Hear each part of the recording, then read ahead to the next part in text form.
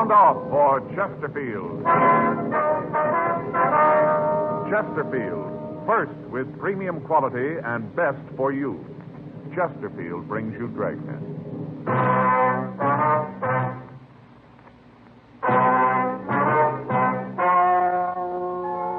Ladies and gentlemen, the story you are about to hear is true. The names have been changed to protect the innocent.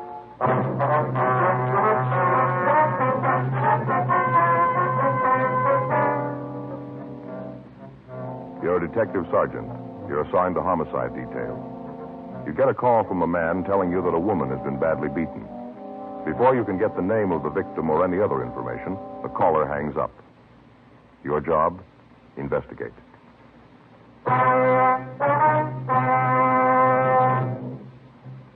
Here is Chesterfield's record with smokers, and important to you. No adverse effects to the nose, throat, and sinuses from smoking Chesterfield. That's the report of a doctor who has been examining a group of Chesterfield smokers for a full year and 2 months as a part of a program supervised by a responsible independent research laboratory. Don't you want to try a cigarette with a record like this? Chesterfield. First with premium quality. Chesterfield. First choice of young America. And that's from a survey made in 274 colleges and universities. Try Chesterfields today. Chesterfield. Regular or king size. They're much milder and best for you.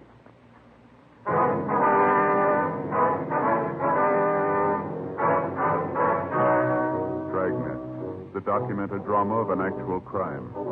For the next 30 minutes, in cooperation with the Los Angeles Police Department, you will travel step by step on the side of the law through an actual case transcribed from official police files. From beginning to end, from crime to punishment, Dragnet is the story of your police force in action.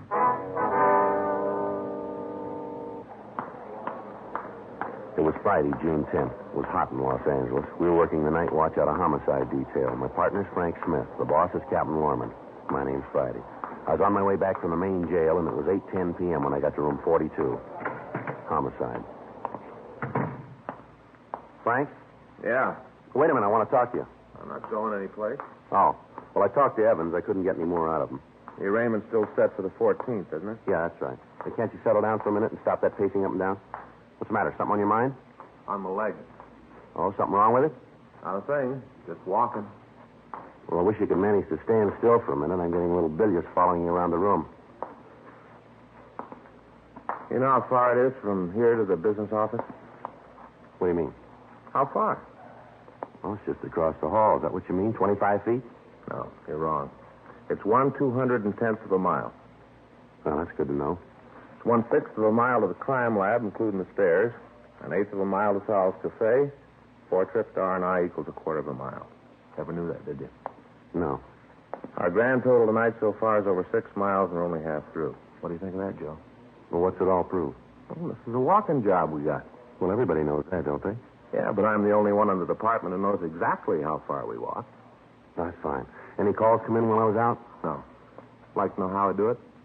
What's that? It's done with a pedometer. Measures miles. Just fastens on your leg, see? At the end of the day, you know exactly how far you walk. Yeah. Gonna measure everything, Joe. Keep track. Gonna know exactly how far everything is. What for? Somebody might want to know. Who? I get it. Homicide, Friday. Yeah. Now, what's that address again? Yeah. Right.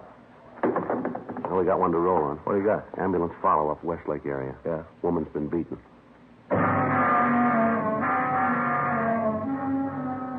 8:14 p.m. We left the city hall and drove to the address we'd been given. 8674 Cambria Street was a large private home that had been divided into apartments.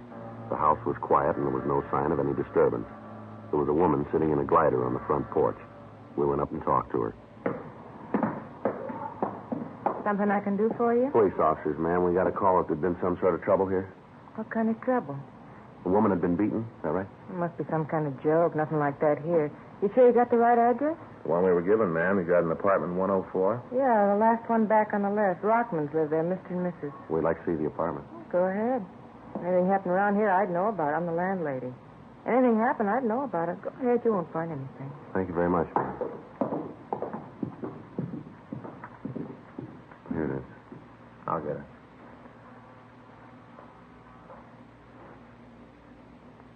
Better try the door, huh? Yeah.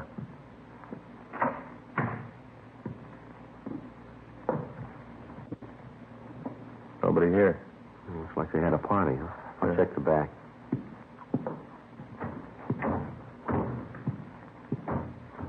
No? No one out there. Coffee on the table's cold. You find anything? Where's that door go, ma'am? Bedroom. Joe, throw on the bed.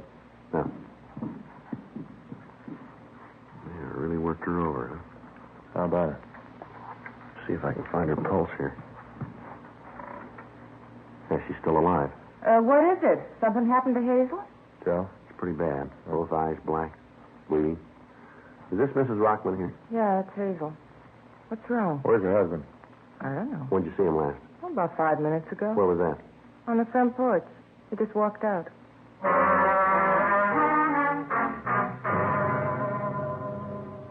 The ambulance crew arrived and immediately removed the victim to Georgia Street Receiving Hospital for emergency treatment. We got in touch with Officer Ed Barrett of the hospital detail and asked him to try to get a statement from the victim if she regained consciousness. We locked the door to the Rockman apartment to preserve any physical evidence we might need, and then we went down and talked to the landlady, Mrs. Ruth Baker. We found her on the front porch. We asked her what she knew about what had happened. I sure wish I could tell you more. How about Hazel? Is she going to be all right? We don't know yet, Miss Baker. She's pretty badly beaten. Mm-hmm. Well, what do you want from me? Some questions we'd like to ask, ma'am. About what? I've told you what I know. Do you know where Mrs. Rockman's husband was going? No, I don't. I don't much care either. Did you see anything at all when he went out? Not a word. Just walked out in a sort of daze, like a trance, sort He of. didn't say anything at all to you? I just got through telling you that he didn't. Yes, ma'am. Mr. and Ms. Rockman fight often, would you know? No, not any more than any married couple. Miss Baker, Yeah? wonder if you can give us a description of Mr. Rockman? Description? Yes, ma'am. Tell us what he looks like. You figure he did that to Hazel, huh? That's what we want to talk to him about. What kind of description do you want? About how tall is he? About as tall as he is? That'd be 5'10", huh? If that's what you are. How much would you say he weighed? Wouldn't even make a guess. I don't notice things like that. Yes, ma'am, but would you say he was medium build or heavy? I'd say medium. Not too heavy, not too skinny. Medium. What color's his hair? Black. How about his eyes? Brown. Real dark brown. He wear glasses? No. Was he clean shaven? What do you mean? Well, do you have a mustache? No, he had one a while ago. He tried to grow one, but Hazel made him take it off. It never grew real well. Little scraggly thing. What was he wearing when you saw him last? Shirt and pants. Could you tell us what color the shirt was? No, and I can't tell you what color the pants were either. It's dark out here. I didn't pay much attention when he left. Just thought he didn't feel well. Sick from the party. All right, Miss Baker. May I use your phone? Sure, help yourself. It's in the living room, right inside the door to your left. You can't miss it. All right, ma'am. Thanks. I'll call this in, Joe. Right. You know, Miss Baker, Yeah? does Mr. Rockman drink much? Why do you ask that? Well, I wonder if there might be some bar in the neighborhood that he might have gone to, maybe? No, he doesn't drink much at all. Once in a while, he and Hazel have a glass of wine before dinner. You know, sharpen the appetite. Just a glass of wine before dinner. Mm-hmm. And you haven't any idea where he might have gone? Not the slightest. Does he have any relatives in the city? I can't answer that. You mean you don't know? Must have some people someplace. Most of us do. But I'm not the kind of person who pries into the private lives of my tenants. They pay their rent, no loud parties, and I don't bother them. Now, about this party tonight. Yeah, what about it? Was there any trouble? Not that I knew about. You didn't hear anything? Any loud talking? Any arguments, maybe? Nope, I wasn't at the party. Wasn't invited. Hazel gave it for her Tony friends. Going to play bridge. I wasn't there. Yes, ma'am. Could you tell us who was there? Never been able to get the hang of the game. Don't like cards. Chinese checkers, that's my game. Never could understand bridge, so I wasn't invited. Well, can't you give us a list of the people who were there? I suppose. Why do you need it? We'd like to talk to them. Well, I guess it'd be all right to give them to you. How's Hazel? You heard yet? No, ma'am. Sure a terrible thing. Not that maybe she didn't deserve it, but it's sure terrible. Why do you say that, Miss Baker? What do you mean, why do I say it? I say it because it's true. No other reason to say something. Yes, ma'am, but what do you mean? Just that it was bound to happen. Somebody was bound to haul off and slap her mouth shut one of these days, the way she talked. Ma'am? Accusing. Always accusing. Thought everybody in the world was after her. Always tell me that she knew about me, that I wasn't fooling anybody. The words she'd use. And they're supposed to be so toned. Well, did she have any enemies around her? Anyone to make her think that, would you know? Well, she didn't have any right-out enemies. There were several people who didn't like her. They thought she was too snooty for them. I called the office, Joe. They're putting out a broadcast. Did you check him? Yeah, nothing on him. Mm-hmm. Hope it's all right, ma'am. I left your number in case they want to reach us.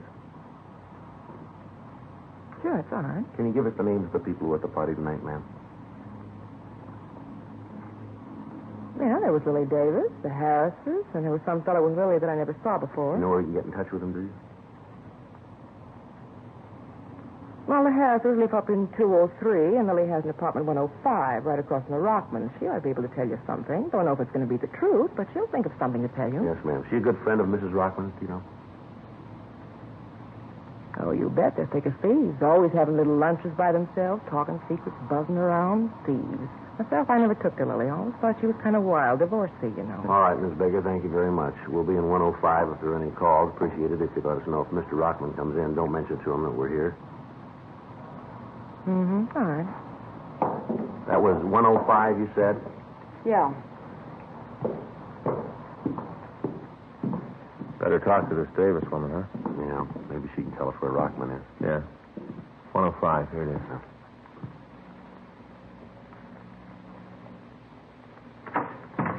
Yes? Miss Davis?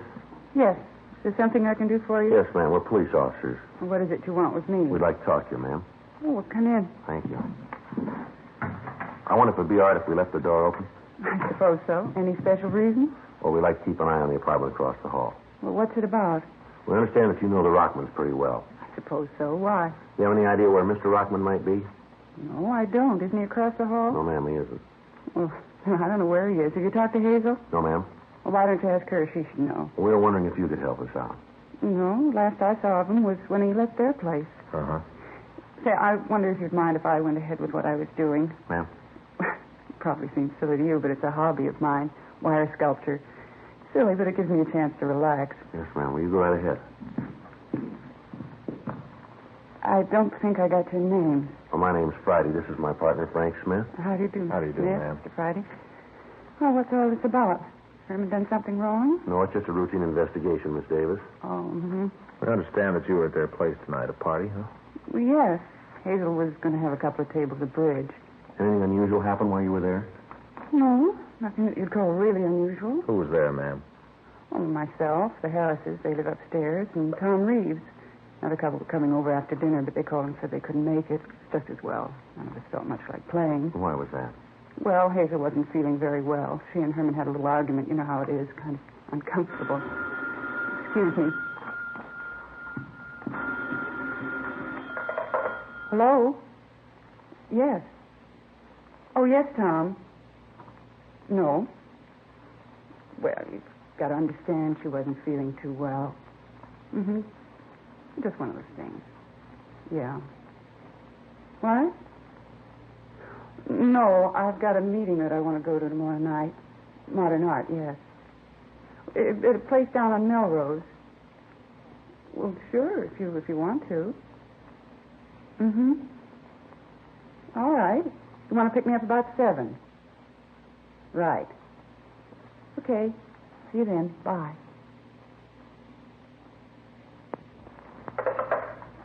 Excuse me, that was Tom.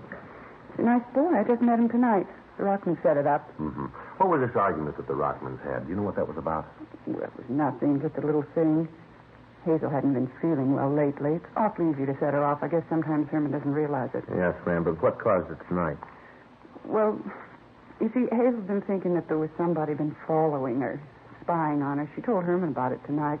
That made him a little angry. And, well, then at dinner we just sat down. Mrs. Harris said that she'd seen a picture of the dress that Hazel had on in the morning paper. Well, Hazel didn't understand. I guess she thought that Mrs. Harris was being nasty about it. And she got up and left the table, went into the bedroom. Yes, ma'am.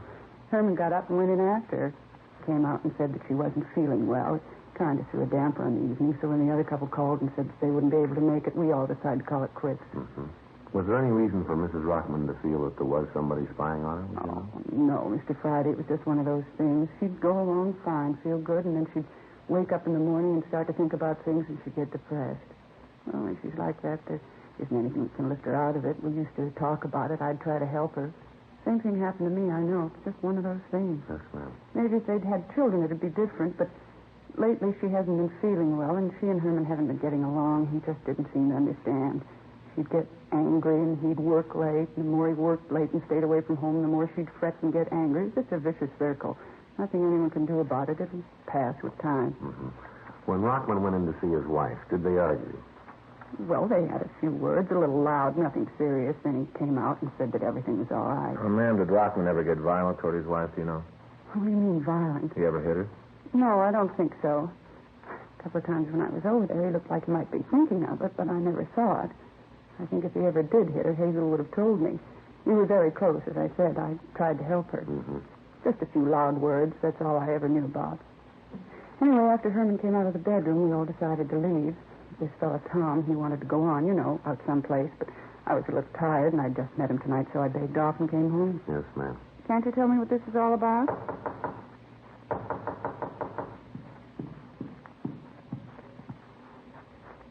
Miss Davis, Hello, Mrs. Baker. Something you want? I want to see the police. Mr. Smith, your office called, said you were to call this number right away. Here's the number they gave me. They said you'd know I wrote it down. Thanks, ma'am. Here, you want to call, Joe? Yeah.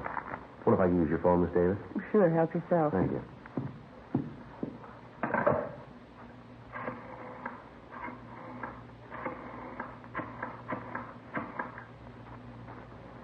Isn't this the most awful thing you've heard in all your life? What?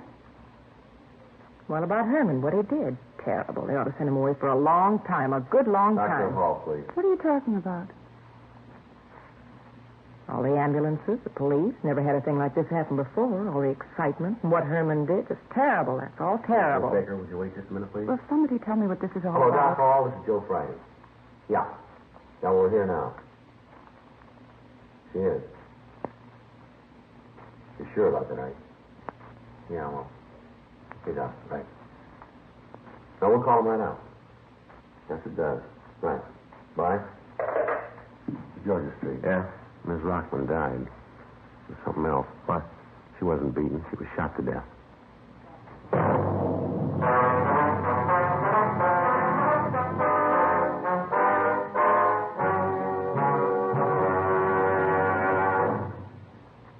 You are listening to Dragnet, the authentic story of your police force in action.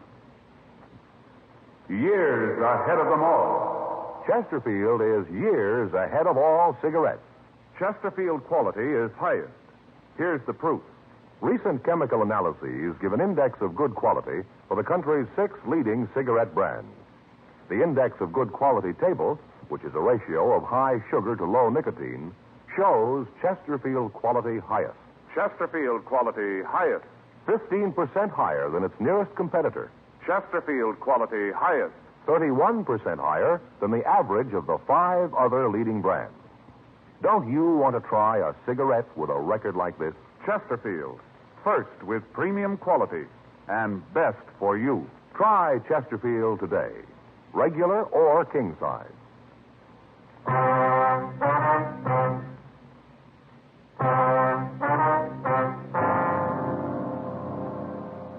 9:10 p.m. We called the crime lab, and Ray Pinker and a crew were sent out to check the physical evidence at the scene. We contacted Ed Barrett at the hospital, but he said the woman had not regained consciousness. Frank and I went upstairs to talk with Mr. and Mrs. Harris. They gave us substantially the same story we'd gotten from Lily Davis. They agreed that when Rockman went into the bedroom to see his wife, they'd heard loud voices but nothing else. They stated positively that as far as they knew, there'd been no shot fired while they were in the Rockman apartment. 9:17 p.m. We checked with the other people in the apartment building. None of them could report having heard a shot. From them, we got the same story of Mrs. Rockman's actions. Some of the neighbors said that they didn't get along with her. Others seemed to understand her feelings. 9:22 p.m. We checked back with Ray Pinker and the crew from the crime lab. We didn't spend a lot of time here, Ray. The husband looked good for it. We were trying to round him up. Shooting was a real surprise, huh? Looks like a beating to us. We couldn't tell. The boys from Georgia Street got it out of here right away. Yeah. Did you come up with anything, Ray? Yeah, a couple things. How you fellas got it figured? Well, talking to the neighbors, looks like the husband does. Talked to him? No, he walked right out after it happened. Got out a broadcast on him. Nothing's turned up yet, though. Mm-hmm. How's it look to you, Ray? Well, I'm not sure I can go along with you guys and the husband. Yeah. I talked with Doc Hall. We aren't going to be able to know for sure till they post the body. Woman was slapped around, we know that. Yeah, we saw it. It looked pretty brutal to us. You mean the black eye? Yeah. From what Doc Hall says, that didn't come from beating. He says the bullet did it. Was he pretty sure about it? Looks like it. Autopsy will prove it. Where'd you find the gun? Under the bed. Over here, right side. Mm-hmm. Indentation on the floor here. Evidently fell from her hand, bounced back under the bed. Any prints on it? Lifted 3 clean ones. You been able to make them? Lifted some from the dressing table over there. Perfume bottles, mirror. Looks like they might belong to the dead woman. Check them for sure later. You figure maybe she did it herself then, huh? Way it's beginning to shape up. Well, how about the shot, Ray? Nobody we've talked to heard it. Here's the explanation for that. This pillow here. See the bullet hole here? Burn? Yeah. Doc Hall says she was shot in the back of the right ear. She must have held the gun in the pillow. That muffled the sound. What noise there was wouldn't be heard very far. Well, how can you be sure it was suicide, Ray? Just an idea now. We'll roll the dead woman's prints, run a blotter test on her, see if she fired the gun. Check for nitrate, we'll know for sure. Well, how long will that take? I'll be finished in an hour or so. What you think? The way I get it, the bullet entered just behind the right ear. Passed behind the eyes. I've seen it a couple times before. Yeah, but Doc Hall said that she'd been slapped a couple of times, Ray. Yeah. Said he found a couple of bruises on her cheeks. Not enough to do any damage, though. Sure not enough to kill her. Mr. Friday? Mr. Friday? Yes, ma'am. Can you come right over to my place? Herman's on the phone. What's that? Mr. Rockman, he called to find out how Hazel was. All right. Phone's right there. Thank you. Hello? Hello? Hello? He's not there now. What'd he say? Well, he asked me if I knew how Hazel was. I told him that she was dead, and then I asked him where he was. Did he tell you? No. He just said for me to tell people that he was sorry he did it, for me to tell him that he didn't mean it. Mm-hmm. He said he didn't mean to kill Hazel. Well, the way it looks, he didn't do it. And you better find him right away. Ma'am? He thinks he did, and he's going to kill himself.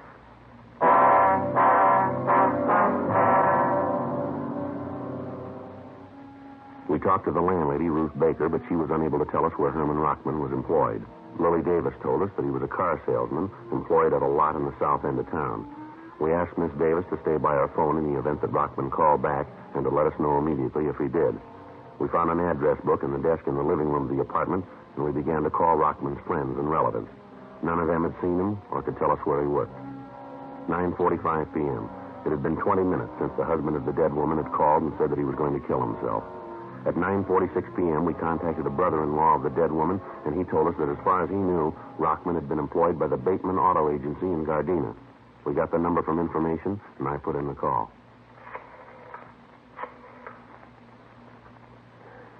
Hello, is this the Bateman Auto Agency? Well, this is Sergeant Joe Friday, Los Angeles Police Department. Yes, sir. Do you have a Herman Rockman working for you?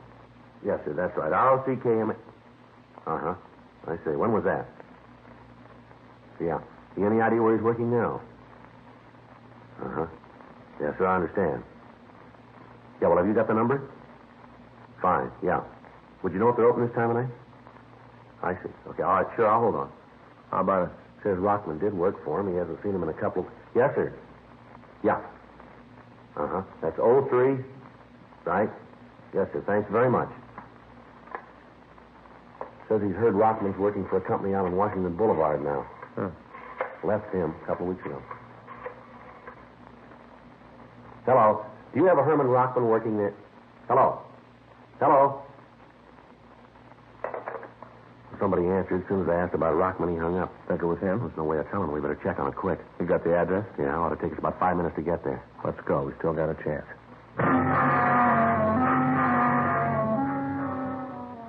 9:50 p.m. We left the apartment and we drove out Westlake Avenue and turned down to Washington Boulevard. We traveled Code 3, but because of the possibility of alarming Rockman, we turned off the siren 6 blocks from the address of the used car lot. 9:54 p.m. We got to the place. The lot was dark. At the rear and back of a line of cars, we could see a small shack. I hope he's here. Yeah. No lights on. Door's locked. Let's try the side. There's a window around there. Right. Can you see anything? No, the window's dirty. Got your flashlight? Yeah, here you go. Give me it. How about it? He's in there. Looks like he's out. Come on. Let's hit it. Right. Full of gas. Fill your flashlight. Right. I'll get him out of here. You want to get that heater? Right. The window's stuck. Break it. How about it? We're still alive. Fresh air should bring him around. Yeah. Rockman. Rockman. Come on, Rockman. You're all right. Come on. Sit up. Why'd you do it? Why'd you stop me? No reason for you to kill yourself. I got a reason. I killed Hazel. I didn't mean to. I loved her more than anything. I didn't mean it. I didn't know I hit her that hard. All right, settle down. Settle down. You didn't kill her, Rockman. Nobody asked you to come down here. I called you to take care of her. I knew it was too late. I killed her. She's dead, and it's my fault. Why'd you come here? Why'd you stop me? All right, now take it easy, will you, Rockman? Straighten yourself out here. You didn't kill your wife, Rockman. You understand? What? We don't think you killed her. We think she did it herself. Huh? Oh. Well, she wasn't well. She was sick. She didn't know what she was doing. She did the wrong thing, didn't she? Her way wasn't right. I loved her, very much. Yes, so we understand. Doesn't really make any difference. You stop me. No difference. Sir? Doesn't make any difference that you stop me. I loved her. There's no difference at all. How's that? I died with her.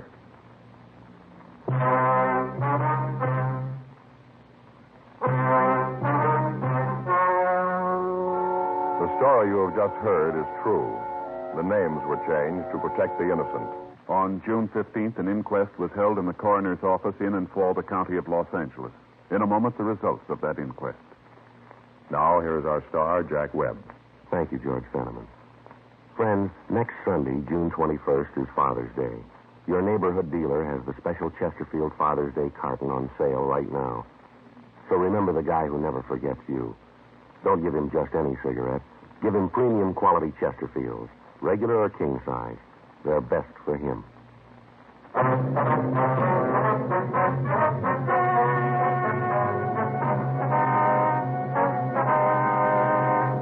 At the coroner's inquest, it was decided that the wound that killed Hazel Eileen Rockman was self-inflicted. The death was listed as a suicide. Her husband, Herman George Rockman, was not held.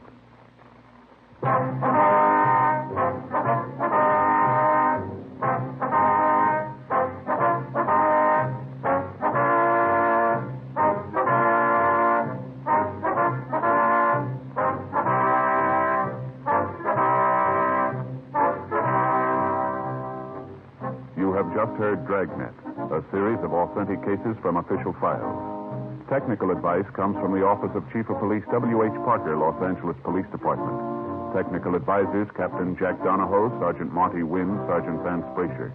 Heard tonight were Ben Alexander, June Whitley, Lillian Bias. Script by John Robinson, Ben Alexander. Music by Walter Schumann. Hal Gibney speaking. For a million laughs, tune in Chesterfield's Martin and Lewis show, Tuesday on this same NBC station.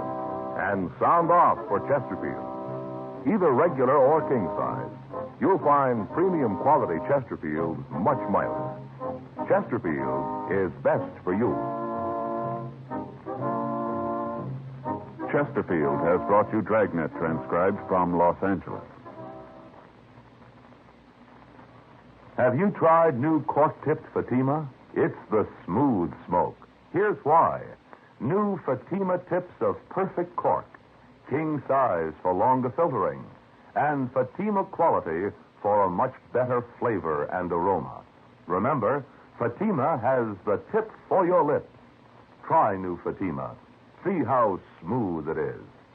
Fatima is made by the makers of Chesterfield, Liggett & Myers, one of tobacco's most respected names.